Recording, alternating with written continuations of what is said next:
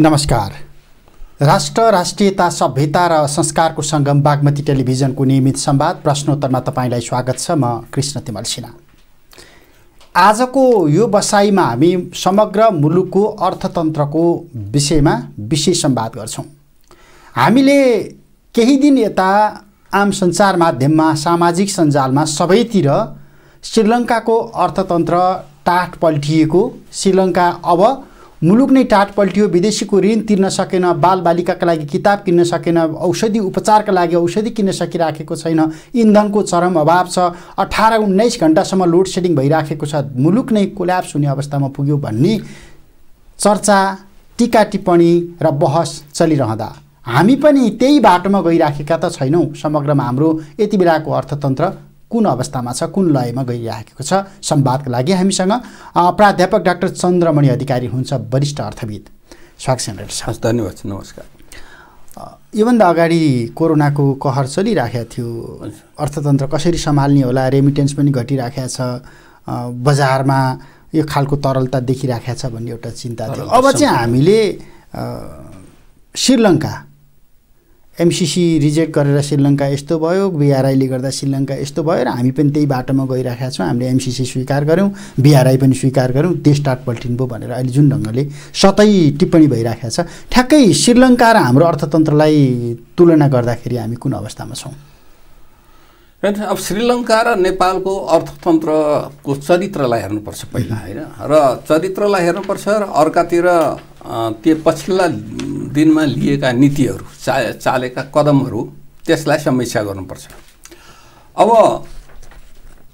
श्रीलङ्कामा चाहिँ कस्तो भयो भने श्रीलङ्काको अर्थतन्त्र हाम्रोभन्दा त राम्रो अर्थतन्त्र हो, होइन? मध्यम आय भएको राष्ट्रमा पुगिसक्यो हो, हाम्रोभन्दा चाहिँ प्रतिवेदी आय पनि बढी नै भइसक्यो हो। तर पछिल्लो खास गरी सन् 2010 पछि चाहिँ त्यो कोर्स चाहिँ अलि फरक ढङ्गले गयो। क्या कोर्स फरक ढङ्गले गयो भन्नुको अर्थ के हो भने त्यहाँ चाहिँ एउटा चाहिँ राजनीतिक नेतृत्वले त्यो स्रोत र साधनको उचित सदुपयोग गर्न सकेन, मिसम्यानेजमेन्ट भयो र त्यसरी आइराखेको थियो र केही कुराहरू चाहिँ अलि ओह्रालो लागेर आइराखेको थियो, अस्थिरता पनि भइराखेको थियो, तर त्यति खतरनाक स्थितिमा पुगेको थिएन। तर यो महामारी पछि चाहिँ कोरोना चाहिँ पछि अब कोरोना भनौँ अथवा कोभिड-19 को महामारीले चाहिँ त्यो अर्थतन्त्रलाई बढी प्रभावित गर्यो। अब उनीहरू चाहिँ एउटा कुरा के भयो भने ऋण चाहिँ अलिक बढी नै ल्याएको थियो। यद्यपि 2017 सम्म चाहिँ 45% ऋण थियो कुल गार्हस्थ उत्पादनको, तर 2021 सम्म आइपुग्दा त्यही 88% भएको थियो वैदेशिक ऋण। राष्ट्रिय बजेट, राष्ट्रिय अर्थतन्त्रको गार्हस्थ उत्पादनको त्यति हुन गयो। हाम्रो जस्तो अब त्यो विकासोन्मुख राष्ट्रकै लागि पनि, मध्यम आय भएसम्म भएका राष्ट्रको लागि पनि त्यो ऋण चाहिँ कुल गार्हस्थ उत्पादनबाट 50% भन्दा माथि जानु त्यति उपयुक्त हुँदैन, किनभने त्यो ऋणलाई, कर्जालाई एब्जर्भिङ क्यापेसिटी हाम्रो कम हुन्छ। त्यसको लागि चाहिँ नि सर्भिस चार्जहरू, त्यसको डेब्ट सर्भिसिङ भन्छ नि, सानो ब्याज भुक्तानी गर्न क्षमता विकसित भइसक्यो हुँदैन। हामी कहिलेकाहीँ अमेरिकाको 104 पुग्यो, जापान 154 पुगेको छ, जापानको 254 नै बढ्यो भनेर कहिलेकाहीँ भन्छौँ। तर ती अर्थतन्त्र भनेको एब्जर्भिङ क्यापेसिटी धेरै भएका, यद्यपि जापान पनि अहिले खस्किँदै आइराखेको छ र जापानलाई त साउथ कोरियाले केही दिनमा जित्छ भन्ने अवस्था आइसकेको छ। त्यस कारणले गर्दा अर्थतन्त्र एकचोटि माथि जाँदैमा फेरि सधैँ रहन्छ भन्ने हुँदैन, त्यसलाई जोगाउन सक्नुपर्छ।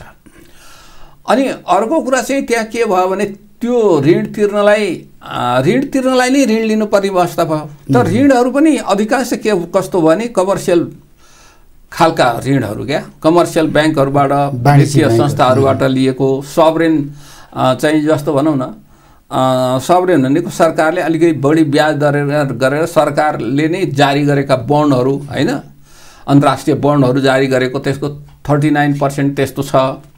त्यसरी एकातिर एउटा त्यो भयो, ऋणको भार बढेर गयो र 2021मा 86% भएको अहिले आएर चाहिँ नि 20मा 86%, 88% भएको अहिले आएर चाहिँ 104.5 मा माथि उकालो लाग्यो। र यो मार्चमै 7 अर्ब जति चाहिँ तिर्नुपर्ने थियो उसले ऋण, वैदेशिक ऋण।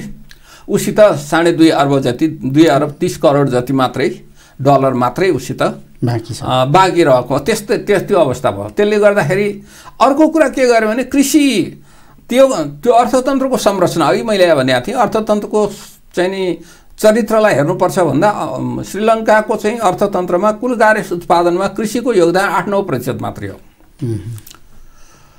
पर्यटनको योगदान 12 देखि 16% हो। हाम्रो भन्दा पर्यटन राम्रो हो। अब कृषि क्षेत्रमै पनि के गरिदियो भने हामी अब फर्टिलाइजर युज नगर्ने अर्ग्यानिक टाइपको खेती गर्छौँ भनेर भन्यो, अनि फर्टिलाइजर युज नगर भन्यो, अनि एग्रिकल्चर चाहिँ नि उत्पादनहरूको, कृषिको उत्पादनहरू खस्यो, अर्ग्यानिकमा गएपछि खस्यो। अनि यो पेन्डेमिक भइसकेपछि यो चाहिँ महामारीको अवधिले टुरिज्म व्यवसाय धराशायी भयो है। अब 12 देखि 16% त्यस्तो योगदान गर्ने क्षेत्र नै धराशायी भयो। तेस्रो क्षेत्र हो त्यो होइन, दोस्रो क्षेत्र। अब त्यसपछि गएर त्यो अवस्थामा वैदेशिक ऋण तिर्नलाई पनि एकातिर गाह्रो छ भने अर्कातिर यो ब्याङ्क करमा कटौती गर्यो। त्यो त अब निर्णय लिनुभन्दा अगाडि चाहिँ प्रभाव हेर्नुपर्छ नि त। अब अहिले चाहिँ हाम्रो वैदेशिक ऋणको हाम्रो चाहिँ के छ, अब म त्यसमा जान्छु। अब यो एउटा गरे, अर्को यति हुँदै पनि त्यो अनि आइएमएफले, अन्तर्राष्ट्रिय मुद्रा कोषले तिमी ख्याल गर है, यसमा तिम्रो डेफिसिट बढेर गइसक्यो, बजेट घाटा जुन छ त्यो चाहिँ बढेर गइसकेको अवस्था छ होइन, बढेर गइसकेको अवस्था छ। करिब अब 5%बाट अहिले 12-13% पुग्यो कुल गार्हस्थ्य उत्पादनसित उसको बजेट घाटाको प्रतिशत 5%मा रहिरहेको। अनि एकातिर मुद्रा चाहिँ नि धमाधम छाप्न थाल्यो, आइएमएफले भन्यो, अनि मुद्रा छापेर चलाएर त अवमूल्य हुनु छ, त्यसको त स्वाभाविक तल जाने भयो। या आदि घटनाहरू जुन घटे नि, त्यसले गर्दाखेरि त्यो एउटा चाहिँ अर्थशास्त्रीय कारण, अर्को अन्तर्राष्ट्रिय घटनाको कारण, अर्को चाहिँ हाम्रो राजनीतिक नेतृत्वले सही नेतृत्व दिन नसकेको, आफ्नो अर्थतन्त्रको मूल्याङ्कन गर्न नसकेको कारणले गर्दा अहिलेको श्रीलङ्का अहिलेको स्थितिमा धेरै अहिले व्याख्या गर्नु परेन। उसले चाहिँ नि कागज किन्न, औषधि किन्न पनि नसक्ने र मान्छे चाहिँ भारततिर पलायन हुने अवस्था पनि सिर्जना हुँदैछ। अब तपाईँले अघि कति भन्नुभएको थियो एमसिसी र बिआरआईको कारणले हो कि भनेर। श्रीलङ्कामा चाहिँ बिआरआईको कारण भनेको बिआरआईबाट ऋणले जुन त्यहाँ चाहिँ एउटा पोर्ट बन्यो, त्यसको सामब्याजै तिर्न नसक्ने, त्यसको वित्तीय प्रतिफल राम्रो भएन र चीनले नै लियो भन्ने कुरा आयो। त्यो चाहिँ बिआरआई भन्दा अगाडि नै हो। त्यस कारणले गर्दा त्यसको प्रभाव त पक्कै पनि पर्यो होइन, र एउटा आफ्नो पोर्ट नै त्यहाँ दिनु पर्यो। त्यो ऋण तिर्न नसक्ने अवस्था सिर्जनाले तीबाट सङ्केत त देखिएकै हो। अर्को एमसिसीको कारणले चाहिँ अहिले एमसिसी रिजेक्सन गरेकै कारणले मात्रै चाहिँ होइन यो। अब एमसिसी नलिएको कारणले अन्तर्राष्ट्रिय शक्ति राष्ट्रहरू, अमेरिका जस्तो राष्ट्र चाहिँ नि ले काहीँ न काहीँ नेगेटिभ ढङ्गले हेर्ने कुरा त हुन्छ। त्यो आइएमएफ र वर्ल्ड ब्याङ्क भनेको के हो भन्दा अमेरिकाको प्रभुत्व छ होइन, उनीहरूकै प्रभुत्व छ, त्यसमा अधिकांश लगानी उनीहरूकै छ। त्यस कारण त्यसको दीर्घकालमा त्यसको प्रभाव त काहीँ न काहीँ देखिन्छ। अहिले नै त्यही कारण मात्रै चाहिँ होइन, अघि मैले भनेका विविध कारणले गर्दा त्यो स्थिति सिर्जना भयो। अब नेपालको सन्दर्भमा फेरि अब जोडेर हेरौँ, यहाँले चाहिँ ऋणको कुरा गर्नु, अरू कुरा पनि मैले समग्र हाम्रो चरित्र र अब हाम्रो चरित्र चाहिँ के छ भने हाम्रो कृषिको योगदान अझै पनि 1/4 भन्दा बढी छ होइन, 1/4 भन्दा बढी छ। ऋण हामीले केही चाहिँ कमर्सियल ऋण एक्जिम ब्याङ्करबाट ऋण लिन त थालेका छौँ, तर हाम्रो अधिकांश ऋण नरम खालकै ऋण छ अहिलेसम्म। र ऋणको विगत 3-4 वर्षमा कुल गार्हस्थ्य उत्पादनमा ऋणको अंश बढेर चाहिँ गएको छ। त्यो अहिले एकदम जोखिमको अवस्थामा पुगिसकेको अवस्था चाहिँ छैन हाम्रो त्यो अवस्थामा पुगिसकेको छैन। र अहिले त्यसलाई ब्यालेन्स अफ पेमेन्ट, अहिले शोधनान्तर स्थिति हाम्रो कमजोर भयो, त्यस कारण ब्यालेन्स पेमेन्टको सन्दर्भमा त्यो एक्सटेन्डेड क्रेडिट लोन हामीले आइएमएफबाट लियौँ पनि थियो होइन, लिएको पनि छौँ। त्यस कारणले गर्दा हाम्रो अवस्था श्रीलङ्का केही अवस्था भइहाल्छ आजभोलि नै भन्ने स्थिति त्यस्तो चाहिँ छैन। तर एउटा कुरा के छ भने जसरी त्यहाँको राजनीतिक नेतृत्वले त्यो आर्थिक क्षेत्रको नेतृत्वले त्यो विविध क्षेत्रमा इन्टरभेन्सनहरू गर्यो, तपाईको चाहिँ अध्ययन बिना त्यसको देख्न सक्ने प्रभावलाई अध्ययन नगरिकन गर्यो, त्यसबाट जुन नतिजा देखियो हामी कहाँ पनि कतिपय अवस्थामा चाहिँ अध्ययन नगरी निर्णय लिने चलन चाहिँ हामी कहाँ पनि छ। त्यसकारणले गर्दा अझै अर्थतन्त्रलाई हामीलाई जोगाउन नसक्ने स्थिति चाहिँ छैन हाम्रो, किनभने हाम्रो शोधनान्तर स्थिति 6 महिनालाई त अझै पनि धान्न 6.5 महिनाको लागि छ अझै पनि हैन। तर पछिल्ला दिनमा हाम्रो चाहिँ त्यो घट्ने क्रम चाहिँ जुन छ ओह्रालो लाग्ने गति चाहिँ अलि तीव्र भएर गएको गएर गएको र हामी एक ढङ्गले भन्ने हो भने अब ग्रिन एरियामा त हाम्रो अर्थतन्त्र पनि कहिले रहेन। ग्रिन एरिया भनेको त अब वृद्धि पनि राम्रो, रोजगारी पनि राम्रो हैन, ग्रोथ पनि ग्रिन खालको ग्रोथ भनेको चाहिँ नि यो ऊर्जामा पनि धेरै बाहिरको चाहिँ नि डिपेन्डेन्सी नभएको हैन, प्रति व्यक्ति आय पनि राम्रो भएको, सोशल इन्डेक्सहरू पनि राम्रो भएको अवस्था भयो भने त्यो ग्रिन इकोनोमी हो। हाम्रो इकोनोमी भनेको ग्रे टाइपको इकोनोमी हो। अब ग्रे टाइपको इकोनोमीबाट हामी येल्लो इकोनोमी जोनमा गएर येल्लोबाट हामी रेड प्रति रेड जोन तर्फ चाहिँ अभिमुख हुन लाग्यौँ हो कि भन्ने चाहिँ एलार्मिङ पोजिसन चाहिँ अब हामी कहाँ पनि देखिन चाहिँ थाले हुनाले हामीले खास गरी यो वैदेशिक मुद्राको सञ्चितलाई प्रभाव नपरोस्, त्यस्ता अप्ठ्याराहरू नआओस् भनेर नेपाल राष्ट्र ब्याङ्कको चाहिँ नि नेपाल राष्ट्र ब्याङ्कले केही प्रतिबन्धात्मक खालका नियन्त्रणात्मक एक्सनहरू लिएको छ हैन, पोलिसी मेजर्सहरू लिएको छ, निर्देशनहरू जारी गरेको छ। तर सरकारले मेरो विचारमा चाहिँ त्यतिले मात्रै चाहिँ पुग्दैन। किन पुग्दैन भन्दाखेरि त्यसले चाहिँ आयात घट्यो भने डलर सञ्चित अलिकति भए पनि बढ्छ अथवा आयात घटाउने कुरा चाहिँ भयो र त्यसरी विदेश जानेलाई पैसा कम लिएर जाऊ भनेर त्यो घटाइयो, त्यो चाहिँ नियन्त्रणात्मक भयो त्यो हैन। त्यसले अर्थतन्त्रलाई खुम्च्याउँछ, मान्छेहरूको चोइस सकिएर जान्छ, मूल्य बढाउँछ। तर त्यो सँगसँगै त्यो पनि एउटा चाहिँ अप्ठ्यारो बेला यस्ता मेजर्सहरू लिनुपर्छ। तर त्यतिमै भर परेर बस्नु भएन कि अब आर्थिक र वित्त क्षेत्र वित्त नीति मार्फतबाट हस्तक्षेप गर्नु पर्यो। त्यो भनेको के हो भने अब अहिले चाहिँ हामीले विदेशी मुद्रा बाहिर जाने कुरालाई नियन्त्रण गर्न खोज्यौँ हैन, राष्ट्र ब्याङ्कले गरेको थियो। राष्ट्र ब्याङ्कले मौद्रिक नीतिको क्षेत्राधिकारभित्र बसेर हैन, जस्तो चाहिँ भनौँ विदेश जाँदाखेरि पाइने डलर सुविधा घटाइदिएको अवस्था हैन। अब एलसी खोल्दाखेरि 100% मार्जिन गर्नु पर्ने गरेर 47वटा हार्मोनाइज शीर्षकका वस्तुहरूलाई गरेको व्यवस्था, यी खालका व्यवस्थाहरू जुन गर्यो। अनि त्यसपछि यी बजारमै पनि पैसा चाहिँ बाहिर नजाओस् भनेर 7,50,000 भन्दा बढी चाहिँ नगद नलिने व्यवस्था। लगानी गर्दाखेरि चाहिँ तिमी लगानी त गर, तर यो चाहिँ नि खास गरी यो सेयर मार्केट रियल इस्टेट क्षेत्रहरूमा जोखिमको भार बढाइदिएर त्यता लगानीलाई निरुत्साहित गर्ने अवस्था। उत्पादनशील क्षेत्रमा लगानी गर्ने भए त्यसमा बढौ भनेर भनियो। यो उसले आफ्नो क्षेत्राधिकार बसेर गरेको ठिकै होला। तर अर्थतन्त्रलाई जस्तो तपाईँले भनिराखेको कुरामा अब कृषि क्षेत्र अथवा पर्यटन क्षेत्र अहिले यति बेला त हामी अथवा औद्योगिक क्षेत्र उद्योगहरू भन्न थालेका छन्, लोड सेडिङ सुरु भइसक्यो, हामी अब थ्याक्न सक्दैनौँ। पर्यटन उद्योग उठ्नै सकिराखेका छैन। कृषि क्षेत्रको योगदानका सन्दर्भमा हामी कुरा गर्दा कृषिका लागि हाम्रो राज्यको भूमिका पनि अब म त्यही जान खोजेँ। अब चाहिँ गर्ने के हो भने दुईटा कुरा। एउटा चाहिँ तपाईँले वैदेशिक मुद्राको सञ्चितलाई बढाउनलाई अहिले चाहिँ भएकोलाई नघटोस् भन्ने चाहिँ नि कुरा भयो। नेपाल राष्ट्र ब्याङ्कले गरेका मेजर्सहरू चाहिँ अब त्यो वैदेशिक मुद्राको सञ्चित बढाउनु पर्यो। ढुकुटी भर्नेपट्टि चाहिँ के भने त्यसको लागि चाहिँ सकारात्मक नीतिगत हस्तक्षेप भनेको चाहिँ आर्थिक र वित्त नीतिबाट हस्तक्षेप गर्ने भने चाहिँ कस्तो भनेदेखि जस्तो उदाहरणको लागि तपाईँले चाहिँ नि वैदेशिक लगानी अहिले आएका छैन भनेपछि वैदेशिक लगानी किन आएन त? प्रतिबद्धता चाहिँ प्रशस्त भएको छ। लगानी बोर्डले र त्यो चाहिँ नि उद्योग विभाग अन्तर्गतको वैदेशिक लगानी महाशाखा मार्फत थुप्रै परियोजनाहरू स्वीकृत भएका छन्। अरबौं परियोजनाहरू वैदेशिक मुद्रा लगानीको लागि पनि अरबौंको कुरा भएको छ। तर चाहिँ एक्चुअलमा त्यसको कार्यान्वयन हुने र नेपाल राष्ट्र ब्याङ्कबाट आउने कुरा चाहिँ किन कम भएको छ त भन्ने कुरालाई हेर्दा कार्यान्वयनमा गर। जस्तो प्रधानमन्त्रीले भारत जाँदाखेरि के भन्नुभयो भने तपाईँको चाहिने भारतीय उद्योगपतिहरूलाई नेपालमा आएर लगानी गर्नुहोस् भन्नुभयो।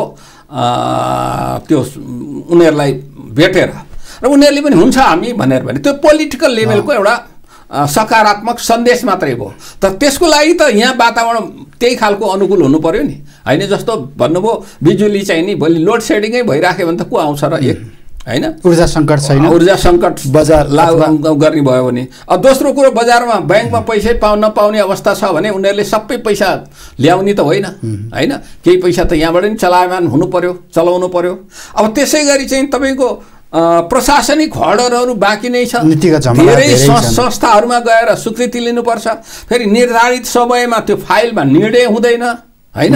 अब त्यस्ता कुराहरू जुन छन् अनि यो चाहिँ नि वान डोर पोलिसीमा जाने त भनियो, तर हामीले कार्यान्वयन गर्न सकेका छैनौँ। फोकल पोइन्ट एउटा मात्रै राखेर वरिया छ, ती कुराहरू कार्यान्वयन भएका छैन। नीतिमा छन् तर कार्यान्वयन कमजोर छ। त्यसै कार्यान्वयन पक्षमा कहाँ बोटल नेक्सहरू छन्, कहाँ अवरोधहरू छन्, त्यो पाइपभित्र कोलेस्ट्रोल कहाँ जमेको छ, त्यो चाहिँ खोलिदियो भने के हुन्छ भने वैदेशिक लगानी थप आउन थाल्छ। एउटा त्यो स्रोत भयो, त्यो कारण डलर। दोस्रो स्रोत चाहिँ के भयो भने पर्यटन क्षेत्र अहिलेको लागि अब पर्यटकहरू आउने अवस्था महामारीको प्रभाव घटेर गएको छ। त्यस कारण पर्यटक बढाउनलाई के गर्न सकिन्छ भन्ने खालका नीतिगत चाहिँ र काम र अनि त्यसको कार्यान्वयनमा जानु पर्यो। अब तेस्रो कुरा भनेको अहिले वैदेशिक मुद्राको सञ्चितलाई, वैदेशिक मुद्राको आवश्यकतालाई ध्यान दिएको क्षेत्र भनेको विप्रेषणको क्षेत्र, वैदेशिक रोजगारीबाट गएकाहरूले पठाएको रकम। त्यसमा पनि त्यो अहिले चाहिँ पछिल्ला दिनमा चाहिँ त्यो आउने क्रम कम भएको, त्यसमा वृद्धि दर घटेर गएको हुनाले हामीलाई चाहिँ नि त्यो वृद्धि त छ अझै पनि, तर वृद्धि दर चाहिँ घटेर गएको छ।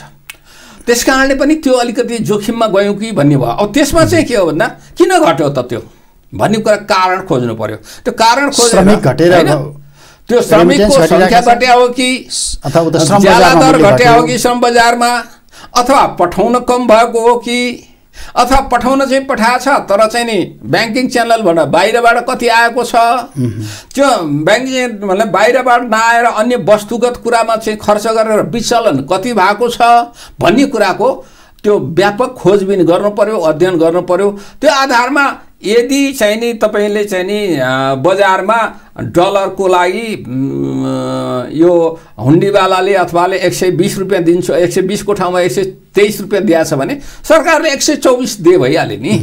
सरकारले 124 दिने, 125 दिने र ब्याङ्कहरू मार्फत आउँछ त्यो पैसा। ब्याङ्कहरू मार्फत आएपछि कति आयो भने थाहा हुन्छ। त्यही आधारमा ब्याङ्करले उनीहरूलाई पेमेन्ट गर्छ, त्यो दरमा ब्याङ्करले कति चाहिँ मार्जिनमा गऱ्यो भन्दा अनुदान दिनु पर्यो।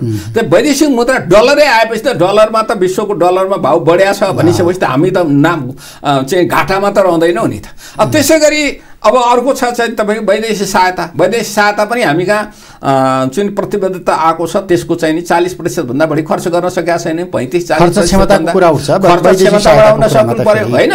र अनि निर्यात बढाउने कुरामा चाहिँ अब अलैँची जस्ता कुराहरू छन् जुन हाम्रो अझै भ्यालु एड हुने हाम्रै उत्पादन हो, त्यसबाट आएको पैसामा त त्यहाँ केही सामान ल्याएर त्यसलाई चाहिँ लाइने मल खाद केही ल्याए मात्रै, अरू त हामीले ल्याउनु परेको छैन नि। अब सोयाबिन आयल र त्यो के चाहिँ पाम आयल ल्याएर त्यसबाट निर्यात बढाएर चाहिँ हामीलाई खासै भ्यालु एड दिन सकेन। जति 57 अर्बको आयो भने 57 अर्बकै आयात भएको छ, 57-58 अर्बको निकासी भएको छ। त्यसले हाम्रो चाहिँ नि यसो हेर्दाखेरि निकासीको अङ्क चाहिँ बढिया देखिन्छ, तर तात्विक रूपमा त्यसको प्रभाव परिरहेको अहिले मैले हामीले के गरेँ 5वटा क्षेत्रको कुरा गरेँ। यो 5वटा क्षेत्रमा वैदेशिक सहायता बढाउने कुरा, वैदेशिक मुद्रा आउने के गरी हुन्छ भनेर त्यो खालको फिस्कल पोलिसी र इकोनोमिक पोलिसी इन्टरभेन्सन गरेर त्यो वैदेशिक मुद्राको सञ्चिति बढाउन लाग्नुपर्ने हुन्छ, तुरुन्तै लागिहाल्नुपर्छ। अब अर्को कुरा त्यो यहाँले भन्नुभएको थियो कृषि क्षेत्र। अब अर्को छ जस्तो चाहिँ नि इकोनोमिक नै गर्नुपर्छ। मौद्रिक नीति अन्तर्गत व्यापार के अरे आयात घटाउन त नेपाल राष्ट्र बैङ्कले खोज्यो, तर मौद्रिक नीति मात्रै प्रयोग गर्ने हो उसले, त त्यहाँभन्दा बाहिर क्षेत्राधिकार प्रयोग गर्न त सक्दैन। जस्तो उदाहरणको लागि भनौँ, अब अहिलेलाई केही दिनलाई नेपालको विद्युत उत्पादनमा अलि 2-4 दिन अलि हिउँदा समय भएर कम भयो भन्यो, अहिले फेरि बढिसक्यो 2-4 दिनमा फेरि। भनेपछि यो 2 महिनापछि फेरि बढिहाल्छ, आषाढदेखि त फेरि बढ्न थालिहाल्छ। त्यस कारणले गर्दा बिजुलीको खपतलाई व्यापक बढाउनु पर्यो। बिजुलीको खपत बढाउनलाई के भने बिजुलीको मूल्य घटाउनु पर्यो, अथवा औद्योगिक कुरा गरिराख्नु भएको छ।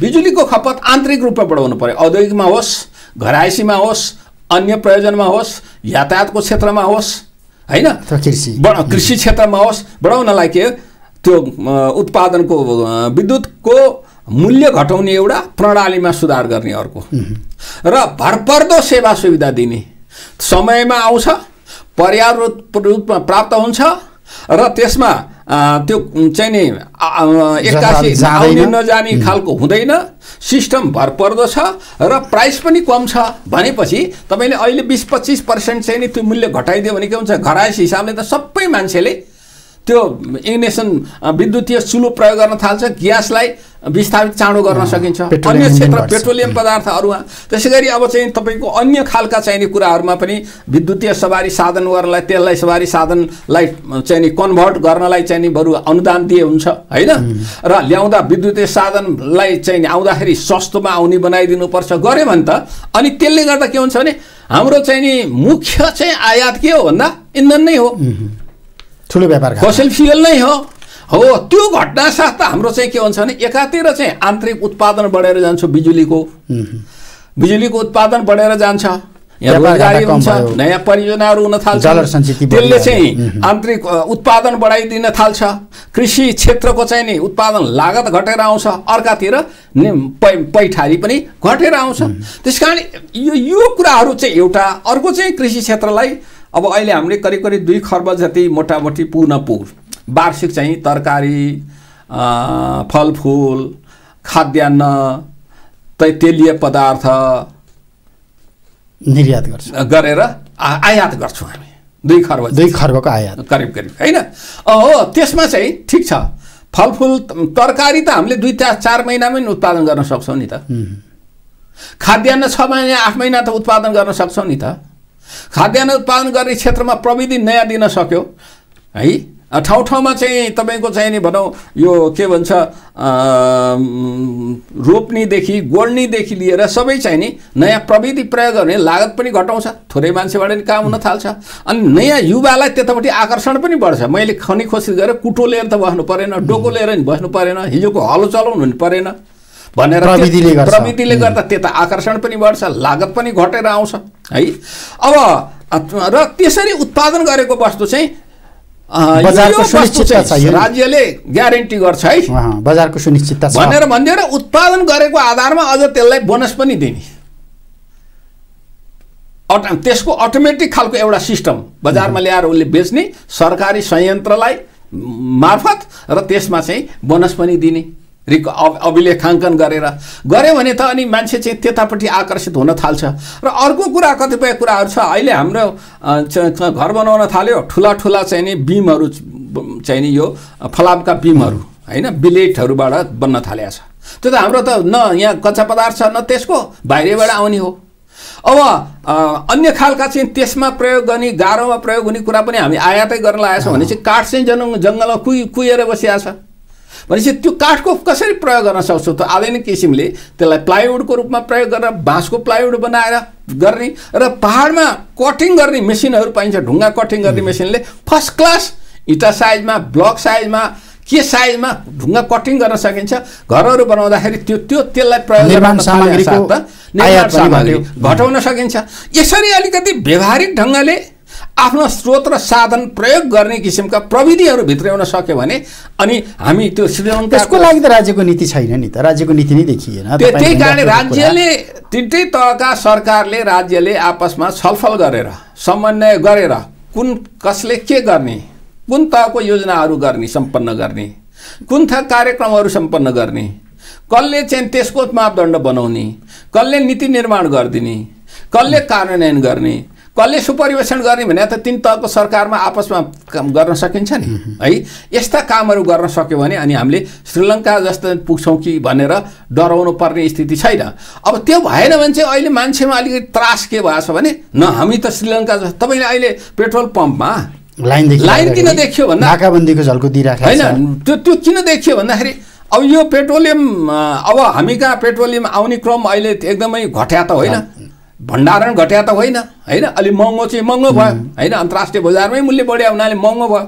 तर चाहिँ नि यो ढुवानीकर्ताहरूले त्यो त्यो त्यो विक्रेताहरूले कमिसनको जुन खेल गरे नि त्यो पनि, तर त्यो मान्छेलाई चाहिँ के भने अब त यो कमिसनको खेल पनि सुरु भयो, अर्को नाउनी कम पनि होला, चाहिँ नि पैसा नकिन्ने होला, श्रीलङ्का जस्तै होला हामी भनेर मान्छे कुदाकुद गरेर गयो। त्यो भने त्यसले के बुझिन्छ भन्दा मनोविज्ञान चाहिँ मान्छेको मनोविज्ञान चाहिँ अलि डराएको छ है भन्ने कुरामा जनतालाई भन्न पनि के सक्नु पर्यो भनेदेखि त्यो डराउनु पर्ने स्थिति छैन भने विश्वस्त हुने खालका आधारहरू समेतको सम्प्रेषण सरकारले त्यो पनि गर्नु पनि पर्छ। यस्तो यस्तो अब यो अहिलेको हाम्रो यो अर्थतन्त्रलाई आइराखेका निर्वाचन, विभिन्न तहका निर्वाचनहरूले कतिको चलायमान बनाउला?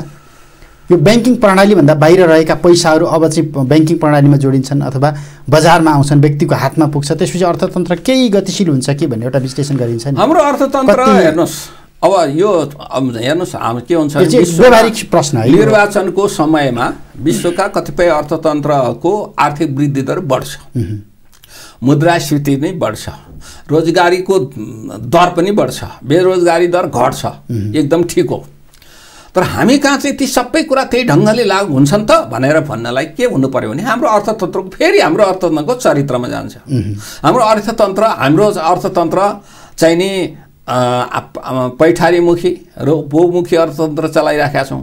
यो अर्थतन्त्रलाई ककटेल टाइपको अर्थतन्त्र, हामी आर्थिक उदारीकरण भनेका छौँ, पूर्ण के अरे उदारीकरण खुला बजारको अर्थतन्त्र पनि चलाउन सकेका छैनौँ होइन, संरक्षणवादी अर्थतन्त्र पनि चलाउन सकेका छैनौँ, मिसमास गरेका छौँ त्यहाँ ल्याएर सबैलाई। एक दोस्रो कुरा चाहिने बेला सरक्क सबै कुरा विदेशबाट आएका कुरा पाइने र मुख मिठो गरेर बस्ने खालको चक्लेट अर्थतन्त्र चलाएका छौँ।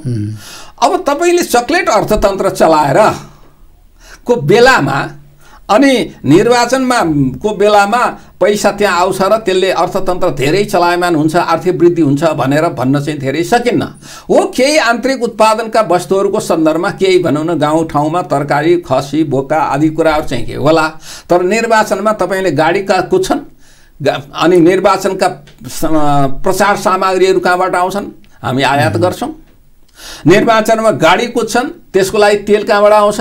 बाहिर। गाडी कहाँबाट आउँछ? इन्डियन गाडी बहालमा भाडामा लिएर गर्छौँ अथवा किनेर ल्याउँछौँ। पार्ट्स कहाँबाट आउँछ? बाहिरबाटै आउँछ, हो कि होइन? भनेपछि यसले त पैठारी चाहिँ बढाउँछ क्या, ठुलो हिस्सा बाहिर होइन, ठुलो हिस्सा बाहिर जान्छ र पैठारी बढाउँछ। र हो तपाईँले भन्नुभयो जस्तो अब यहाँ अहिले चाहिँ तरलताको जुन अलिकति सङ्कट आइराखेको छ, ब्याङ्कहरूसित लगानी योग्य रकम कम भएको जुन अवस्था छ, त्यो अवस्था आउनुको मुख्य 3 कारण हुन् मेरो दृष्टिकोणमा। एउटा कारण भनेको सरकारले राजस्व पैठारी र उपभोगमा मजाले राजस्व अहिले नै उठाइरहेछ होइन। अब खर्च, बजेट खर्च समग्रमा 56% भएको छ 8 महिनामा है। अब तपाईँको चाहिँ नि पुँजीगत खर्च 22-23% भएको छ, तर राजस्व चाहिँ 60% उठिसकेको छ। अब त्यस कारणले गर्दा त्यो राजस्व कहाँ गएर बसेको छ? खर्च सरकारले राज्यले गर्न सकेका छैन। अनि त्यो गएर कहाँ बस्यो? नेपाल राष्ट्र ब्याङ्कको खातामा र सरकारको खातामा गएर बस्यो, वाणिज्य ब्याङ्कहरूमा, वित्तीय संस्थामा आएन। एउटा त्यो भयो। दोस्रो कुरा चाहिँ के हो भन्दाखेरि वैदेशिक चाहिँ नि मुद्रा आउने क्रम घट्यो। वैदेशिक मुद्रा यहाँ आयो भने पो अनि त्यो राष्ट्र चाहिँ वैदेशिक मुद्रा कमर्सियल ब्याङ्करमा आउँछ, कमर्सियल ब्याङ्कहरूले त्यही रकम लगेर राष्ट्र ब्याङ्कमा राख्छन्, राष्ट्र ब्याङ्क ल्याएर त्यो नेपाली मुद्रामा रकम प्राप्त हुन्छ, उसले त्यो बजारमा पठाउँछ है, त्यो हुन्छ। अब तेस्रो भनेको चाहिँ एउटा कारण चाहिँ के हो भने निर्वाचन आएको कारणले गर्दा, एउटा निर्वाचन आएको कारणले चाहिँ यो राजनीतिक दलहरूले र राजनीतिक दलसँग जोडिएका व्यवसायीहरूले भोलि चन्दा दिनु पर्ला, तिनीहरूलाई प्रभावमा राख्नु पर्ला भनेर नगद चाहिँ राखेका छन् भन्ने कुरा केही कुराहरू सुनिन आएको छ र मलाई लाग्छ त्यो कुरा हो पनि कतिपय घटनाहरूले त्यो कुरा देखाएका पनि छन्। यद्यपि आधिकारिक रूपमा ती तथ्याङ्कहरू प्रकाशित भएर नआएका हुनाले हामीले त्यसलाई आधारै मान्न त सकिन्न हो नै भनेर। तर बैंकिङ प्रणाली बाहिर पैसा छ ठुलो रकम छ भन्ने बुझिन्छ। अर्को कुरा चाहिँ के भने अब सरकारले अलिकति विश्वस्तता दिलाएन, जनतालाई चाहिँ नि आश्वस्त पारेन, जनताको विश्वास जितेन भने ब्याङ्कसित पैसा झिकेर भोलि के पर्ला भनेर राख्न पनि खोज्छन् जनताले। त्यो कुरा पनि ख्याल गर्नुपर्छ हैन।